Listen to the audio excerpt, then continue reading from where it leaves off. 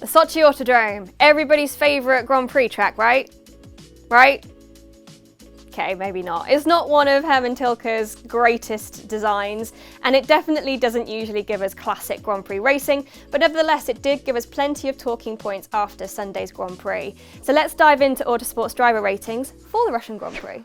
We're going to start with the McLaren boys today, and unfortunately it's not a great haul of points for either driver.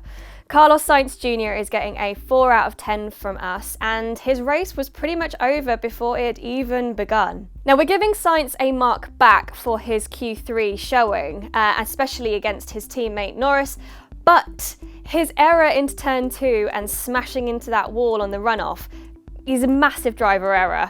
And not one that we can probably easily forgive. He was really apologetic over the radio. He knew immediately that that was his fault, and as per our rulings, he can't score much higher. Now, Lando Norris's rating is down for a couple of reasons. The first being his showing in Q3 and not qualifying as high as his teammate, and the second is for maybe not being as committed into turn 2 as other drivers. But he still went off track, which meant that he had to avoid his teammate's wreckage, and then was complaining about picking up potential damage after that.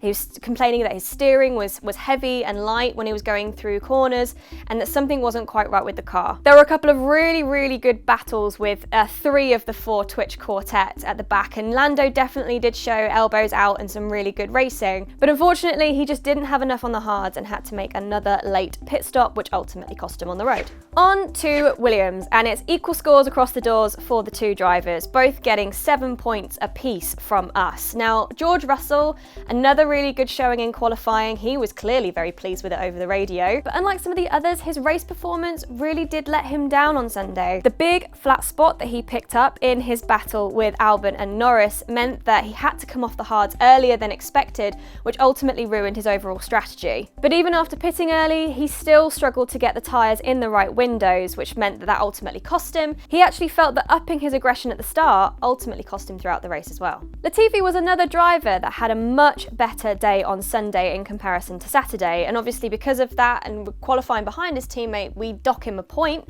but his Sunday performance has saved him. He had a really good launch from the back of the grid, and the team was really pleased with how he performed in clean air and how he held off Grosjean at the end. He ultimately made the hards last where Russell couldn't, which was poignant during the race. Moving on to Haas now, and Romain Grosjean gets a point less than his teammate in our ratings, mainly due to the fact that he slid back further after both of the drivers really strong initial starts. Grosjean was very vocal in his unhappiness at multiple points across the weekend about his car's handling, but felt that it was cured when he was running low fuel.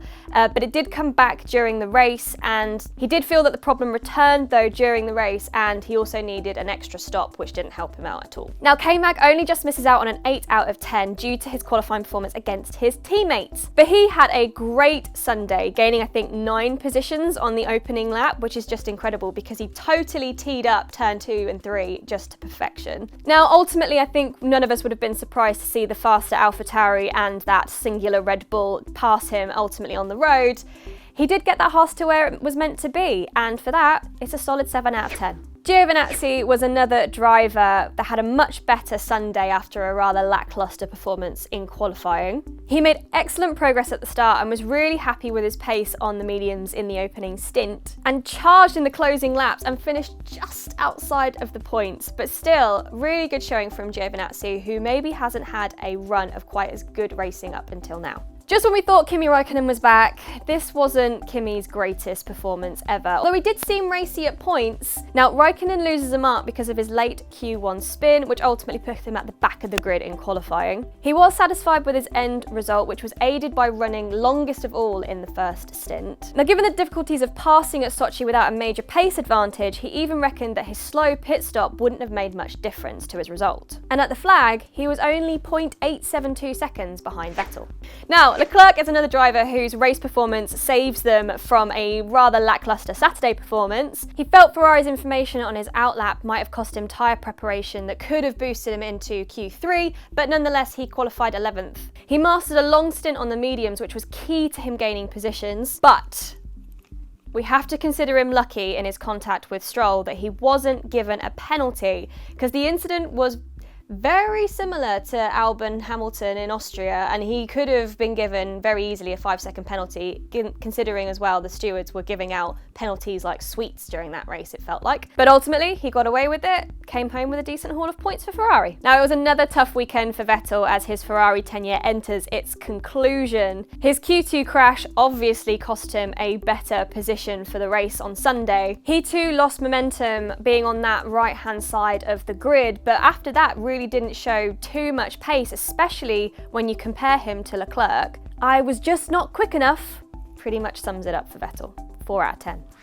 Now, Perez was arguably one of the only drivers that was a candidate for a perfect score in our driver ratings this week, but nevertheless, we are giving him a 9 out of 10, and it was a really solid drive from the Racing Point driver. He put that Racing Point exactly where it needed to be in qualifying in P4, and recovered that spot back after losing out to both Renaults on the opening lap, and his pass on Ricciardo around the outside was just magic. I did have my heart in my mouth a little bit because you never know how it's going to go with a pass like that, but both drivers showing real sportsmanship, real good showing, real good racing, and arguably the move of the entire race. Now, there was a lot of criticism around Lance Stroll going into this weekend, and that criticism mainly surrounded the fact that, yet again, it was him that was running the updates on his car and not Sergio Perez. Slightly unfair, I think, especially given that the crash in Mugello wasn't his fault, and yet again we have a race where he was out, and again the crash was not his fault. Very lucky that Leclerc didn't get the penalty, as we covered earlier, so it's quite difficult for us to rate Lance Stroll based on the fact that he didn't complete many laps at all. So it's a tough weekend to assess, both because of his qualifying exit and his race exit weren't really his fault. But had he done a better time in Q2, it might have meant that he didn't have to sit in the pit lane in that traffic waiting to go out after the red flag, which ultimately led to his engine overheating and him having to sit it out altogether. Daniel Kvyat can't really score much higher than an 8 out of 10, even though arguably we wanted to give him a 9 because it was a really strong weekend for him. And that's primarily because of his qualifying result. He might have actually been further down had it not been for Stroll and Vettel's misfortune, so semi-lucky boy there. But his race drive was brilliant. He was fantastic in clean air, and crucially, he completed a 30-lap opening stint, which was key to his rise. He showed good pace on both the hards and the mediums, but it just wasn't quite enough to get past Ocon. Now, it's hard to fault Gasly as he was actually undone by getting through to Q3, which restricted his race strategy. He lost time scrapping with both Albon and Raikkonen after his first stop. He then tried to take advantage of the VSC, which was shorter than AlphaTauri expected. Nevertheless, he battled back well to finish 9th. Like his teammate, Ocon's race weekend was a little inconsistent. He was 0.3 adrift of Ricciardo in qualifying, but he aced the start and had a really strong opening stint on those softs. He felt the balance was off on the hards though, which meant that he had to concede a position to his teammate after some team orders switcherooing. He lost out to Leclerc and nearly to Kvyat, and if he did pass Leclerc, who knows, maybe he'd have been further up the field. Now, several factors combined to cost Ricciardo 1 mark in our ratings this week. Had he replicated his Q2 time in Q3, he'd have actually beaten Perez to 4th on the grid, but nonetheless he didn't. He was seemingly running better than his teammate at points, which obviously then led to the switcheroo,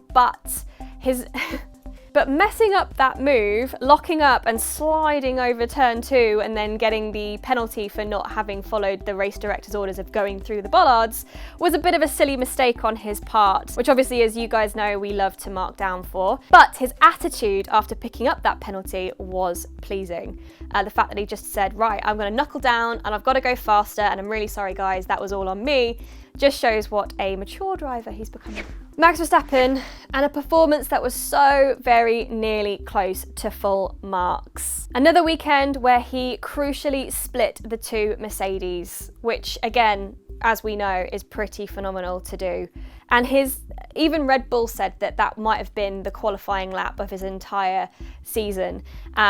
Just really, really strong performance from Max Verstappen there. Now, he did say that he was gripless on that right-hand side of the track, as many other drivers found themselves to be if they had landed on that side when they were lining up.